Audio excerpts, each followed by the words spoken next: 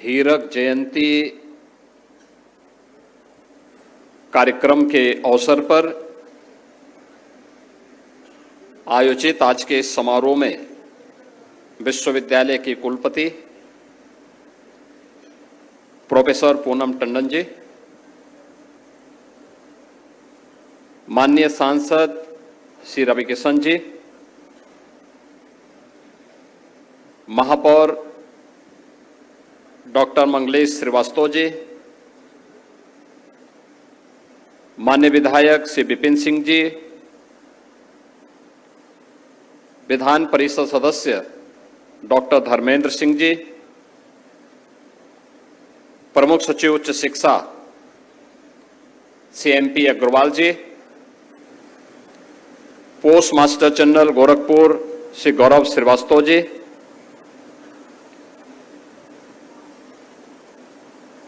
प्रतिकुलपति दीनदयाल उपाध्याय गोरखपुर विश्वविद्यालय प्रोफेसर शांतनु रस्तोगी जी, हीरक जयंती आयोजन समिति की संयोजक professor Nandita Singh ji, professor Harsh Kumar Sinha ji, professor Nikhil Kant Shukla ji, विश्वविद्यालय के पुरातन छात्र, महानगर के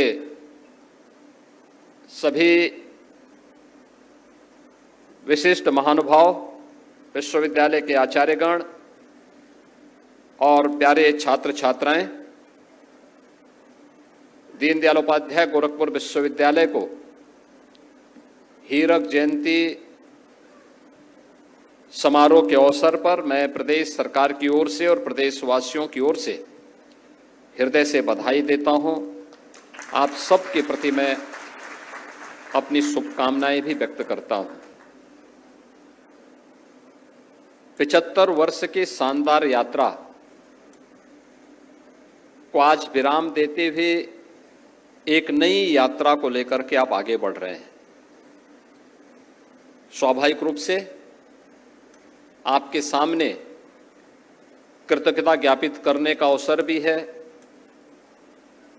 स्मरण करने, उन स्मृतियों को ताजा करने का अवसर भी है और आगामी 25 वर्ष की कार्य योजना को बनाने का भी एक अवसर आप सबके सामने है।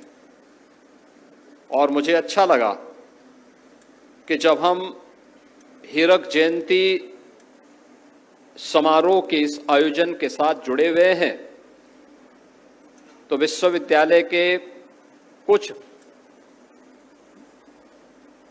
आचार्यों को, पुरातन छात्रों को विश्वविद्यालय ने स्मरण किया, उनका सम्मान किया।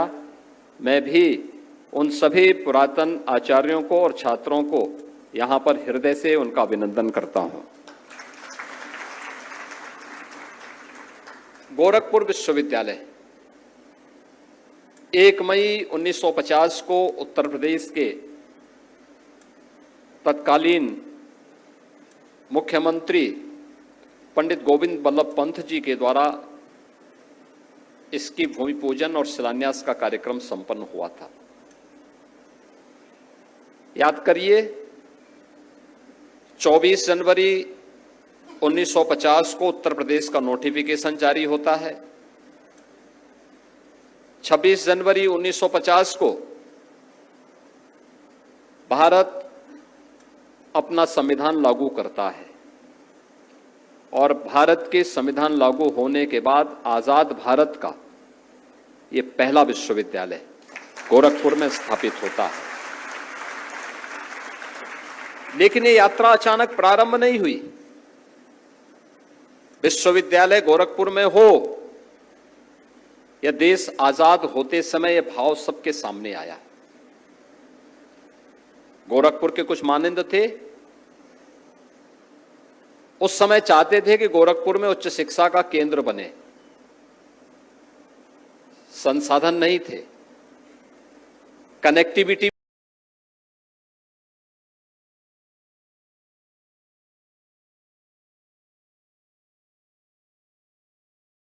नहीं थी। गोरखपुर को कहीं से भी जोड़ने के लिए कोई व्यवस्थित कनेक्टिविटी नहीं थी। और तब ये प्रस्ताव जब सबसे पहले सामने आया था, उस समय यहां के वरिष्ठ अधिवक्ता पंडित बब्बन मिश्र जी, जो गोरखपीठ के शिष्य थे,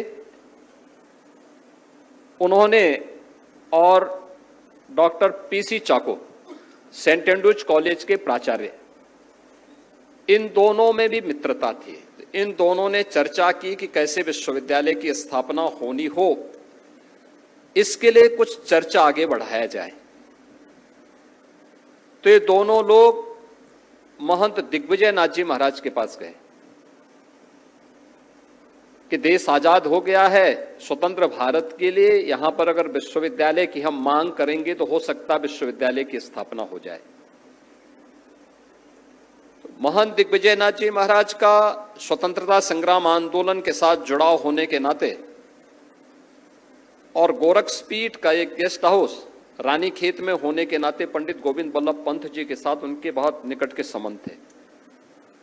तो यह तय हुआ कि एक समिति गोरखपुर से चल करके मुख्यमंत्री से मिले, उनके सामने प्रस्ताव रखे और फिर गोरखपुर से एक समिति आजाद होते ही, जब उस समय के प्रीमियर के रूप में, जो मुख्यमंत्री के रूप में ही जिनका दायित्व था, वो कार्य कर रहे थे पंडित गोविंद बल्लभ पंत, तो पंत जी के पास जाते हैं। तो पंत जी ने कहा, देखो पैसा है नहीं, पैसा नहीं है, मेरठ से भी मांग हो रही है विश्वविद्यालय स्थापना की, अन्य जगहों से भी मांग आ रही है, लेकिन राज्य सरकार के पास इस समय पैसा नहीं है कि हम कोई विश्वविद्यालय बना सकें। हां, अगर उस क्षेत्र के लोग मिलकर के चंदा इकट्ठा करके कुछ पूंजी इकट्ठा कर सकें तो हम गोरखपुर एक विश्वविद्यालय स्थापना की बात को आगे बढ़ा सकते हैं। और तब यहां पर चर्चा हुई वैल्यूएशन के बारे में कि कितना पैसा चाहिए, तो लगभग 50 लाख रुपए की पूंजी चाहिए थी, जिसमें विश्वविद्यालय की स्थापना के लिए प्रदेश सरकार उसमें अपनी सहमति देती। इतनी पूंजी किसी के पास नहीं थी। कैसे होगा, ये कार्यक्रम कैसे बने? इस कार्यक्रम को आगे बढ़ाने के लिए जब चर्चा चली तो फिर ये बात हुई कि वैल्यूएशन हो। 2 कॉलेज गोरखपुर में चलते थे, गोरखपीठ की ओर से संचालित महाराणा प्रताप शिक्षा परिषद से महाराणा प्रताप कॉलेज, और चर्च के द्वारा संचालित होता था सेंट एंड्रूज कॉलेज। इन दोनों संस्थाओं को मिलाकर के प्रॉपर्टी इतनी हो सकती है, इसका वैल्यूएशन इतना हो सकता है और विश्वविद्यालय की स्थापना इससे किया जाए। प्रस्ताव शासन के पास गया, लेकिन इससे पहले कि यह प्रस्ताव कार्य रूप ले, अल्पसंख्यक संस्थाओं को मिले विशेष अधिकारों के तहत सेंट एंड्रूज कॉलेज ने मना कर दिया कि हम अपनी संस्था नहीं दे पाएंगे। अब विश्वविद्यालय का जो मामला था वो अधर में फिट लटका। फिर ये बात आगे बढ़ी, और जब आगे बढ़ी फिर मंदिर से कहा गया क्या हो सकता है। मंदिर ने फिर एक नए कॉलेज की स्थापना की। महाराणा प्रताप शिक्षा परिषद से जुड़े हुए थे सर सुरेंद्र सिंह मजीठिया, सरदार नगर में एक चीनी मिल का संचालन करते थे, बड़े लोकप्रिय समाजसेवी थे और अनेक कार्यक्रमों के साथ यहां पर गोरखपुर और पूर्वी उत्तर प्रदेश में उनका योगदान होता था। उनको जोड़ा गया, भाई जी को जोड़ा गया, और फिर एक समिति गठित होती है जिसमें डॉक्टर के.एन. लाहिड़ी भी थे, जो गोरखपुर के पहले चिकित्सकों में माने जाते हैं। मकसूदन दास जी थे, जो गोरखपुर के प्रमुख रईस थे। अन्य ऐसे प्रमुख परिवारों को जोड़ने के बाद फिर ये प्रक्रिया आगे बढ़ रही थी, और संजोग से उसी समय यहाँ पे स्वर्गीय सूरतमणि त्रिपाठी जी गोरखपुर में जिलाधिकारी के रूप में आगे यहाँ पर वे आए, और फिर इसको एक गति देने का काम हुआ। प्रदेश सरकार के सामने प्रस्ताव दिया गया कि अब ये समिति इतनी प्रॉपर्टी या इतने का हार्ड कैश आपको उपलब्ध करवाएगी और तब यहाँ पे विश्वविद्यालय की स्थापना का कार्य प्रारंभ हो पाया और गोरखपुर विश्वविद्यालय की एक आधारशिला प्रारंभ हुई। मैं सबसे पहले विश्वविद्यालय की स्थापना के लिए योगदान देने वाले इन सभी महान विभूतियों को, जिन्होंने साधना करके, तपस्या करके उस संपत्ति को बनाया, लेकिन पूर्वांचल के हित को ध्यान में रख करके उन्होंने विश्वविद्यालय के लिए सब कुछ अपना समर्पित किया, उन सभी विभूतियों की स्मृतियों को नमन करते हुए उन्हें नम्र श्रद्धांजलि अर्पित करता हूं। विश्वविद्यालय की आधारशिला बने उस समय के पहले कुलपति प्रोफेसर बीएन झा।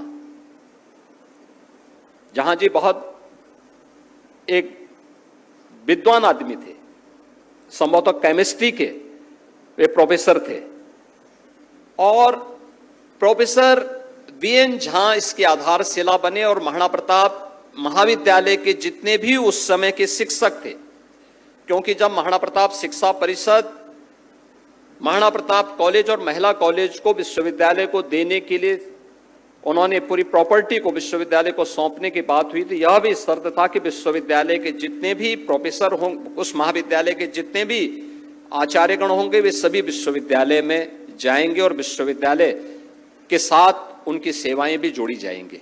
और वे सभी लोग इस विश्वविद्यालय की आधारशिला बने थे। उन्होंने विश्वविद्यालय को आगे बढ़ाने में योगदान दिया था और विश्वविद्यालय की प्रारंभिक प्रस्तावना ही बहुत मजबूत नींव पर आधारित थी। उस मजबूत नींव पर बनी हुई इमारत ही आज 75 वर्ष की शानदार यात्रा के साथ हमें इन स्मृतियों के साथ जोड़ने का एक अवसर दे रहा है। और सचमुच इस 75 वर्ष की शानदार यात्रा के लिए मैं गोरखपुर विश्वविद्यालय को हृदय से बधाई देता हूं, अपनी शुभकामनाएं देता हूं। विश्वविद्यालय के पास एक अवसर है इन 75 वर्षों के कार्यों का मूल्यांकन करने का, क्योंकि विश्वविद्यालय ने अनेक विद्वान आचार्य दिए जिन्होंने अपने फील्ड में कुछ विशिष्ट करके दिखाया। नेशनल इंटरनेशनल स्तर पर जिनकी अपनी ख्याति थी, अलग अलग फील्ड के थे। कोई फिजिक्स का था, कोई मैथ्स का था, कोई केमिस्ट्री का था, कोई सोशल साइंस का था, कोई ज्योग्राफी का था, कोई लॉ का था। अलग अलग फील्ड में उन लोगों ने इस क्षेत्र को, गोरखपुर को और इस विश्वविद्यालय को एक नई पहचान दिलाई। और गोरखपुर विश्वविद्यालय ने एक लंबी छात्र श्रृंखला भी खड़ी की, पुरातन छात्रों को यहां से दिया, जिन पुरातन छात्र समाज जीवन में और अलग अलग क्षेत्र में जिन्होंने अपनी एक विशिष्ट पहचान बनाई है। विश्वविद्यालय के पास एक अवसर है, हीरक जयंती वर्ष के अवसर पर अपने सभी पुरातन छात्रों को, अलग अलग वर्षों के छात्रों को एकत्र करने का एक अवसर होगा। क्योंकि 75 वर्ष की यात्रा है, तो स्वाभाविक रूप से 75 वर्ष पहले जो लोग आए होंगे उनमें से बहुत सारे लोग नहीं होंगे,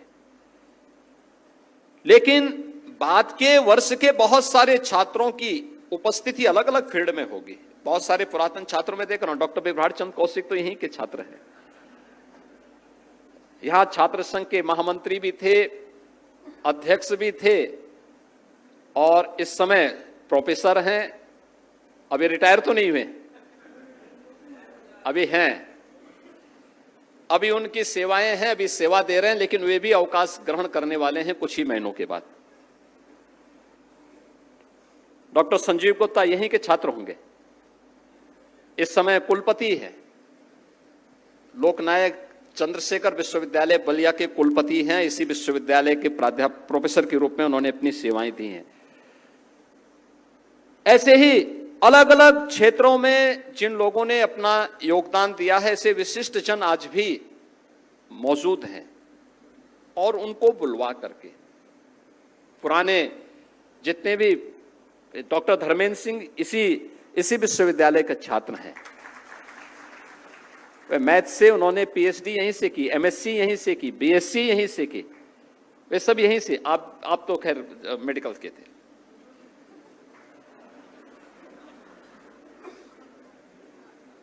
लेकिन ये सभी गोरखपुर विश्वविद्यालय के मुख्य कैंपस से जुड़े हुए छात्र रहे हैं और हैं भी।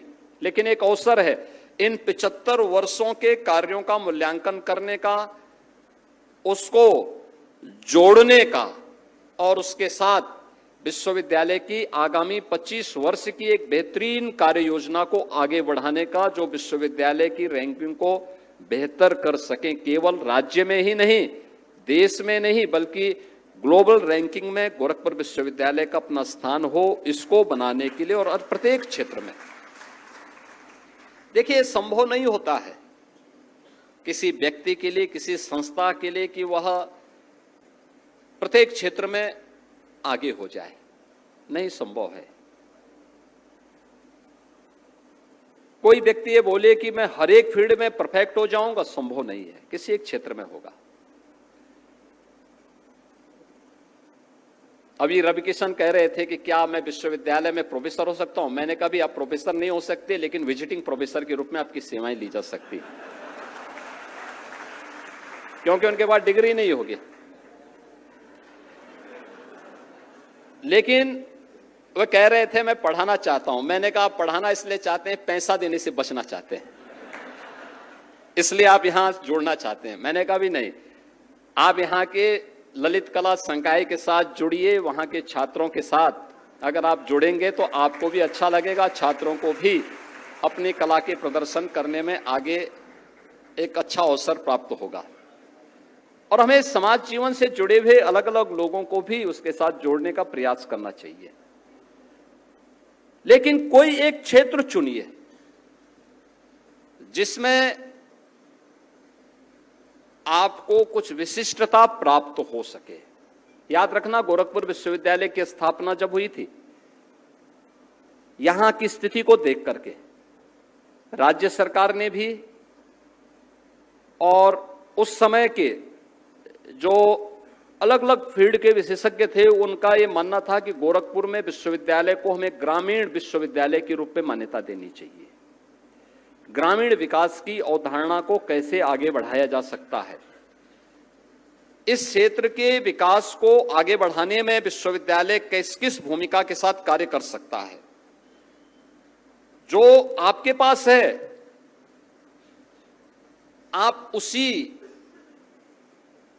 का बेहतर उपयोग कर सकते हैं, जिसको कम मेहनत में, जिसको आप कह सकते हैं लो हैंगिंग फ्रूट्स, जिसको आप आसानी से प्राप्त कर सकते हैं, उसे प्राप्त करने की दिशा में कौन से ऐसे क्षेत्र होंगे।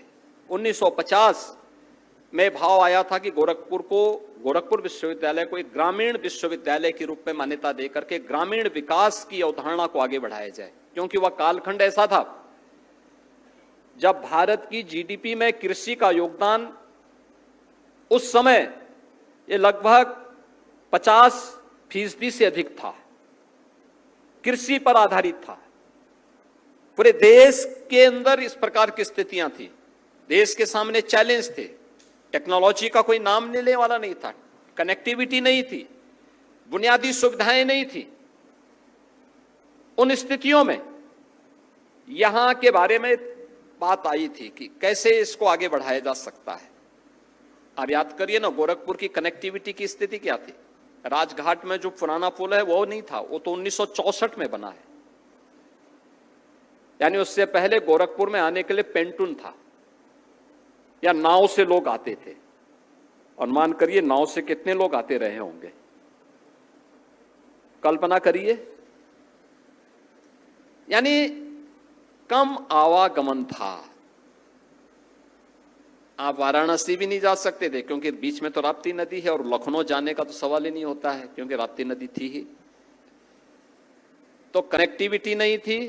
रेलवे आ चुकी थी, रेलवे जरूर आती थी लेकिन छोटी लाइन थी, मीटर गेज था। उद्योग के नाम पे चीनी मिलें थी, चीनी मिलें भी कम क्षमता की थी, उत्पादन इतना अच्छा नहीं हो पाता था। क्योंकि लोगों के पास सिंचाई के साधन भी कम थे, बिजली नहीं थी, कम थी। उस समय केरोसिन या डीजल की संभावना भी ना के बराबर था, बहुत कम मिल पाता था। अन्य संसाधन भी नहीं थे, क्योंकि इनके लिए कनेक्टिविटी बहुत आवश्यक है। कोई केरोसिन जमीन के नीचे से तो निकलेगा नहीं, यहां पे डीजल या पेट्रोल जमीन के नीचे से तो निकलेगा नहीं। इन सभी के लिए उस समय के भाव के अनुरूप यह था कि एक विश्वविद्यालय ऐसा बनाया जाए जो ग्रामीण विकास में अपना योगदान दे सके।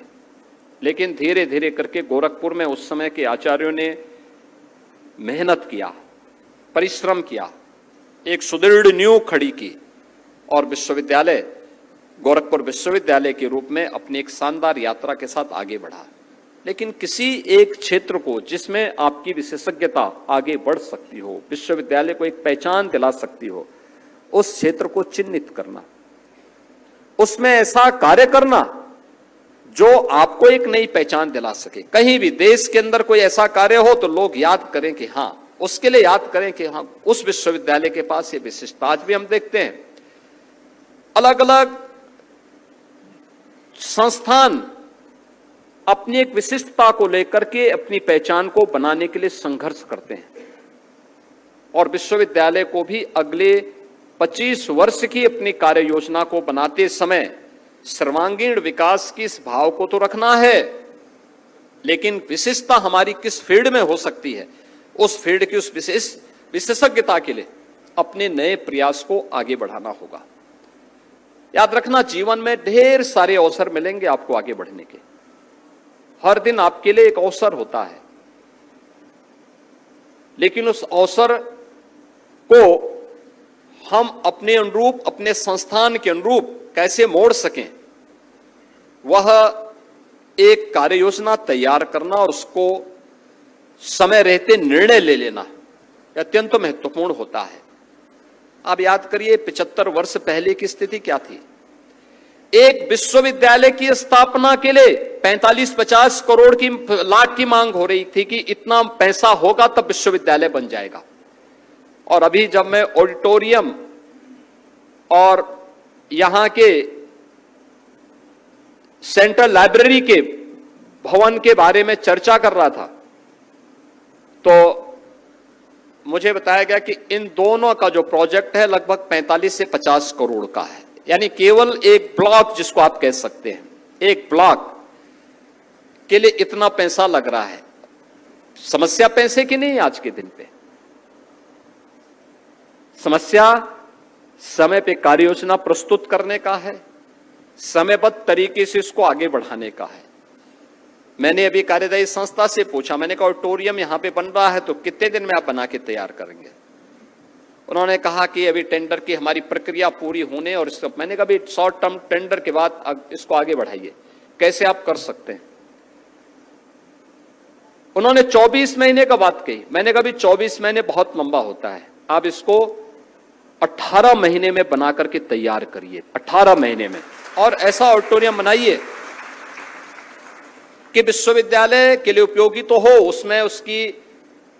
उसमें कॉन्फ्रेंस रूम भी दीजिए, विश्वविद्यालय से संबंधित तमाम अन्य गतिविधियों को वहां पर क्रियान्वित किया जा सके, इसके लिए भी अच्छे ढंग से उसको तैयार करने की व्यवस्था करिए। और फिर बगल में एक सेंट्रल लाइब्रेरी बनाइए विश्वविद्यालय की, जो विश्वविद्यालय की पहचान बन सके। यह समय है जब विश्वविद्यालय उन पुरातन ग्रंथों को लेकर के एक नए कार्यक्रम को आगे बढ़ाए। बहुत सारे ग्रंथ ऐसे हैं जो आज लुप्त प्राय हो रहे हैं। मुझे याद है 1940 में गोरखनाथ मंदिर से एक प्रकाशन हुआ था, प्राच्य दर्शन पर आधारित था। उसकी एकमात्र प्रति बची। गोरखपीठ से जुड़े हुए एक बहुत प्रखर साधक थे योगी शांतिनाथ जी। योगीराज बाबा गंभीरनाथ जी के वे शिष्य थे। कोलकाता विश्वविद्यालय में फिलॉसफी के प्रोफेसर थे। विश्वविद्यालय की सेवा को उन्होंने छोड़ करके योगीराज बाबा गंभीर नाथ जी के सानिध्य में आकर के, गोरक्षपीठ में आकर के उन्होंने साधना के क्षेत्र में अपना आगे के जीवन को आगे बढ़ाया।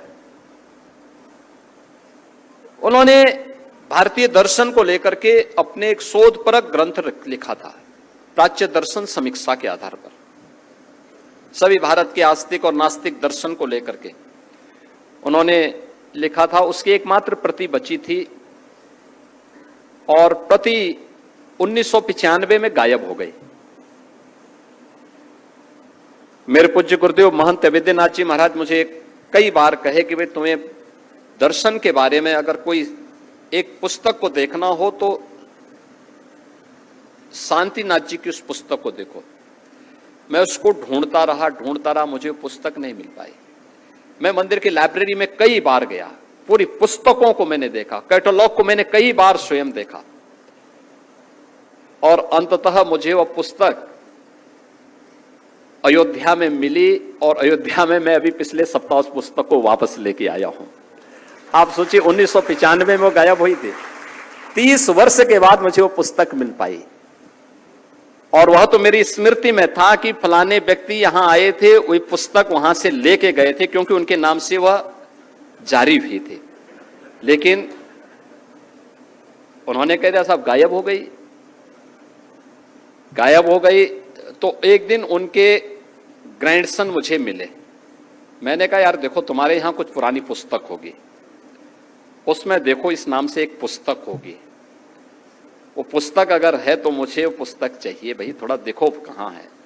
वो ढूंढते वहां भी वह एक नीचे पड़ी हुई थी। लेकिन आश्चर्य करेंगे कि 1940 का प्रकाशन है और वह पुस्तक आज भी प्रिंटिंग उसकी बहुत शानदार प्रिंटिंग है, बहुत शानदार प्रिंटिंग है। प्रिंटिंग उसकी कोई प्रभात प्रेस था कराची में, वहां पे उसका प्रकाशन हुआ था और वह मुझे प्राप्त हुई। मुझे बहुत खुशी हुई कि चलो एक प्रति मात्र है, उस प्रति का मैं प्रकाशन कम से कम कर पाऊंगा और फिर बहुत सारे लोगों को कम से कम फिलॉसफी में, भारतीय दर्शन में जो छात्र आगे बढ़ना चाहते हैं उन लोगों के लिए यह एक बहुत उपयोगी कृति हो सकती है, बहुत उपयोगी कृति हो सकती है। ऐसे ही बहुत सारी प्रकाशन होंगे।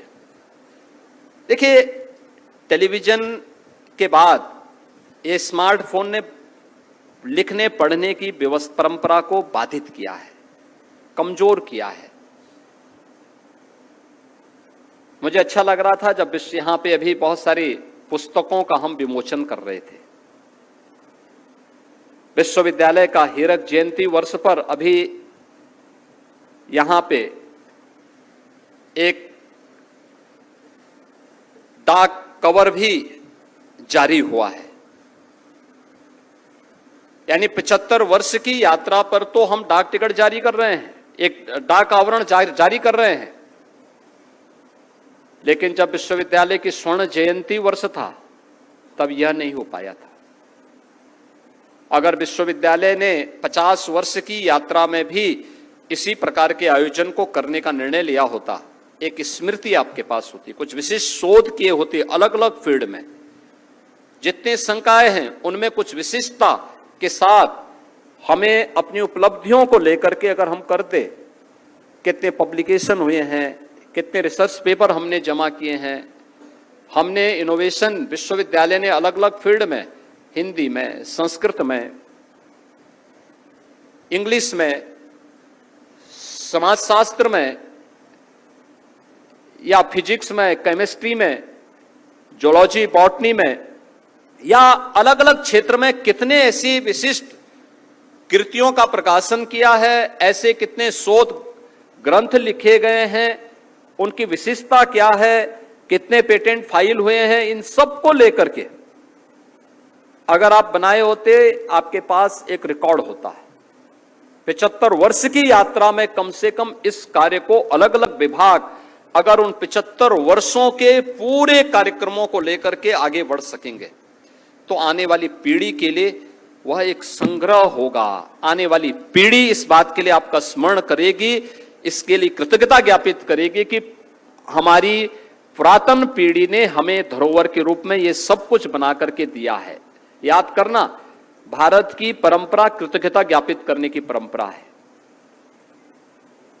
हम गुरु पूर्णिमा का आयोजन इसलिए करते हैं क्योंकि भारत की ज्ञान की धरोहर को कृष्ण द्वैपायन व्यास ने संगीता के माध्यम से हमें सजो करके दे दिया, उन्हें लिपिबद्ध करके हमें दे दिया।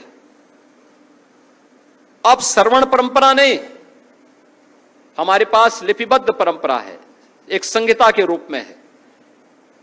कोई भी व्यक्ति बिना किसी बाधा के, जिसे अक्षर ज्ञान प्राप्त है, वह व्यक्ति वेदों को देख सकता है, पुराणों को देख सकता है, उसके बारे में अपने अनुसार, अपनी प्रकृति के अनुरूप उसके बारे में अपनी राय व्यक्त भी कर सकता है। लेकिन इससे पहले यह सौभाग्य आज से 5000 साल पहले नहीं प्राप्त था। वहां की पीढ़ी को यह सौभाग्य नहीं प्राप्त था। और भारत ने कृतज्ञता ज्ञापित करने के लिए, इन सेवाओं के लिए, महर्षि वेद व्यास के प्रति कृतज्ञता ज्ञापित करने के लिए उनकी जन्मदिन को गुरु पूर्णिमा के रूप में मनाते हुए अपनी कृतज्ञता ज्ञापित की। यह है भारत की परंपरा। और मैं अपने विद्वान आचार्यों से इसी बात को कहूंगा, सभी विभागों से कहूंगा, उन्हें 75 वर्ष के इन कार्यक्रमों को संजोना चाहिए।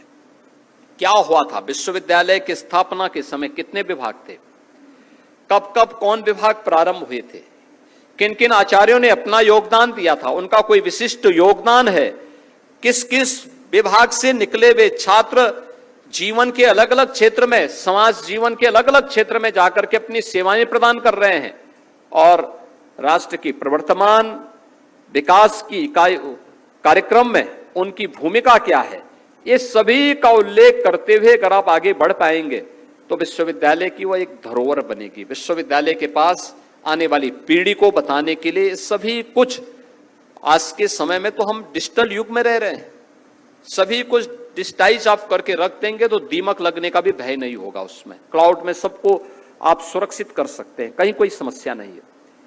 और उस दिशा में अब आगे बढ़ने का समय आ चुका है। आज दुनिया बहुत आगे बढ़ चुकी है, हमें उस स्वस्थ प्रतिस्पर्धा में अपने आप को तैयार करना होगा। और विश्वविद्यालयों को अपने आप को एक टापू नहीं बनना होगा। हम अपने आप में एक टापू ना बने, बेहतर संवाद होना चाहिए एक छात्र और शिक्षक के बीच में, एक संस्थान का समाज के बीच में एक बेहतर संवाद होना चाहिए। यह संवाद केवल लोकतंत्र के लिए आवश्यक नहीं है, एक स्वस्थ समाज के लिए भी संवाद की आवश्यकता है। ज्ञान के इस प्रवाह को अंतिम पायदान तक पहुंचाने के लिए भी स्वस्थ संवाद की परंपरा को आगे बढ़ाने की आवश्यकता है। और स्वस्थ परंपरा के प्रवाह को हम आगे बढ़ा पाएंगे तो इससे समाज का प्रत्येक तबका लाभान्वित होगा। लोग आपको इसके लिए हर प्रकार से आपके प्रति कृतज्ञता ज्ञापित तो करेंगे ही, लेकिन समाज के प्रत्येक तबके का आपके साथ एक जुड़ाव होगा। समाज के विकास में आप अपनी भूमिका को रेखांकित कर पाएंगे, अलग अलग तरीके से इसको आगे बढ़ा सकते हैं। यह आवश्यक नहीं कि हम लोग केवल इस बात को देखेंगे कि जब हमारे विश्वविद्यालय में कोई आएगा तभी ये हो पाएगा। नहीं, आपको प्रोएक्टिव होकर के उनके पास जाना पड़ेगा। विश्वविद्यालय को जाना चाहिए, विश्वविद्यालय के आचार्यों को जाना चाहिए, विश्वविद्यालय के छात्रों के समूह को जाना चाहिए, जाकर के समाज के बीच में जाकर के बोलें हम इसमें क्या योगदान कर सकते हैं, हमारी क्या भूमिका हो सकती है, हम कैसे इन कार्यक्रमों के साथ जुड़ सकते हैं। उसका एक मॉडल भी खड़ा करिए, अपने आप ही मॉडल खड़ा करिए। विश्वविद्यालय में समाजशास्त्र विभाग है, लेकिन अगर हमें किसी बड़े कार्य के लिए सोशल इंपैक्ट स्टडी करानी हो तो अभी भी हम आईआईटी और आईआईएम की तरफ देखते हैं। क्यों हम आईआईटी आईआईएम की तरफ देखेंगे? उनके पास काम की कमी नहीं, लेकिन विश्वविद्यालय की अतिरिक्त आमदनी के लिए आवश्यक है कि यहां का विभाग उसके लिए अपने आप को तैयार करे। अगर हमें ज्योग्राफिकल मैपिंग करनी हो किसी क्षेत्र की, ज्योग्राफी विभाग इस काम को क्यों नहीं कर सकता है, और डिपार्टमेंट कर सकता है। अगर हमें किसी क्षेत्र में बाढ़ की समस्या के स्थायी समाधान के लिए कोई व्यवस्थित कार्य योजना बनानी है, यहां का विश्वविद्यालय भी उस कार्य के साथ जुड़ सकता है। अगर हमें कहीं पर आर्कियोलॉजिकल से संबंधित किसी एक विशिष्ट कार्य के साथ जुड़ना है कि यहां पे मानव सभ्यता का इतिहास कितना पुराना है, कितनी पुरानी परंपरा है। हम लोग जब बात करते हैं विकास की, याद करिए जब मैं अशोक की परंपरा को पढ़ रहा था, चंद्रगुप्त मौर्य की परंपरा को पढ़ रहा था, तो उन्होंने नालंदा को तक्षशिला से जोड़ने के लिए उत्तर पथ बनाया था। यह उत्तर पथ इसी गोरखपुर के सौगोरा गांव से होते हुए, श्रावस्ती होते हुए तक्षशिला तक जाता था। क्या आज हम इसके बारे में कर पाएंगे? गोरखपुर का सौगोरा गांव कोड़ीराम के पास से, यह भंडारण था उस समय के, चंद्रगुप्त मौर्य के समय यह भंडारण गृह हुआ करता था वहां का, जहां पे लोग अनाज का संग्रह क्या करते थे। उत्तर पथ और दक्षिण तक जाता था। कौन ढूंढेगा इसके बारे में? हम लोग अगर उस दिशा में कार्य नहीं करेंगे तो हम पिछड़ जाएंगे। लोग हमारे बारे में जानेंगे साहब ये सारी सभ्यता, यहां की सभ्यता तो बहुत अर्वाचीन है, बहुत आगे की है, जबकि हमारी सभ्यता सबसे प्राचीन सभ्यता है। सबसे प्राचीनतम सभ्यता में से हमारी सभ्यता मानी जाती है, लेकिन हमने उस दिशा में अपने स्तर पर या हमारे संस्थानों के स्तर पर कुछ विशिष्ट शोध को आगे बढ़ाने का कार्य नहीं किया है, और उसी का परिणाम है कि हम जीवन क्षेत्र के हर एक फील्ड में पिछड़ते गए। आज एक अवसर है आपके पास, आज बेहतर कनेक्टिविटी हो चुकी है। आज आप देखते होंगे, मैं देख रहा था गोरखपुर में राप्ती नदी पे लखनऊ को जोड़ने के लिए अभी 3-4 पुल हैं गोरखपुर में, 2 और बन रहे हैं, 6 पुल बन गए हैं। रेलवे लाइन मीटर गेज से ब्रॉड गेज हो गई, ब्रॉड गेज में भी डबल लाइन यहां से अब लखनऊ को जोड़ चुकी है। यहीं से नहीं जोड़ रही है, उत्तर से भी जोड़ रही है। यहां से महाराजगंज, यहां से आनंद नगर होते हुए, सोरठगढ़ होते हुए, तुलसीपुर और बलरामपुर होते हुए गोंडा, ये भी एक नई लाइन चली गई। एयर कनेक्टिविटी हो गई, जो एक कल्पना थी। बेहतरीन कनेक्टिविटी के साथ आज हम जुड़े हुए हैं। एक विश्वविद्यालय था, एक विश्वविद्यालय के लिए 1947 में आवाज उठी थी। आज विश्वविद्यालय गोरखपुर में 4 विश्वविद्यालय हैं, यानी गोरखपुर विश्वविद्यालय भी है, टेक्निकल विश्वविद्यालय, तकनीकी विश्वविद्यालय भी है, आयुष विश्वविद्यालय भी है, महायोगी गोरखनाथ विश्वविद्यालय भी है। एम्स गोरखपुर में स्थापित हो चुका है। मेडिकल कॉलेज आज 8 सुपर स्पेशलिटी सुविधाओं के साथ गोरखपुर में प्रारंभ हो चुका है। अनेक महाविद्यालय और संस्थान खड़े हो चुके हैं। एक नया विश्वविद्यालय अभी हम लोग यहां पे दे रहे हैं, वह है फॉरेस्ट्री एंड हॉर्टिकल्चर का। एक नया विश्वविद्यालय और गोरखपुर में आने जा रहा है। अनेक सुविधाओं से युक्त आज ये क्षेत्र, और एक विश्वविद्यालय आपके कुशीनगर जनपद में महात्मा बुद्ध के नाम पे कृषि और प्रौद्योगिकी विश्वविद्यालय वहां स्थापित होने जा रहा है। इस सत्र में वहां पर भी हम लोग प्रयास कर रहे हैं कि कक्षाएं प्रारंभ हो, क्लासेस शुरू हो। यानी इतना कुछ बदला है। बदलाव की इस प्रक्रिया में यह बिना विकास के नहीं हो सकता, और विकास और बदलाव की इस प्रक्रिया में हम कहां खड़े हैं, हमने कितनी इस यात्रा में, हम कितने इस पूरी प्रक्रिया में कितना हम आगे बढ़ पाए हैं, इसका मूल्यांकन करने का अवसर हीरक जयंती वर्ष हम सबको उपलब्ध करा रहा है। आज आपके 75 वर्ष की यात्रा पूरी हो रही है।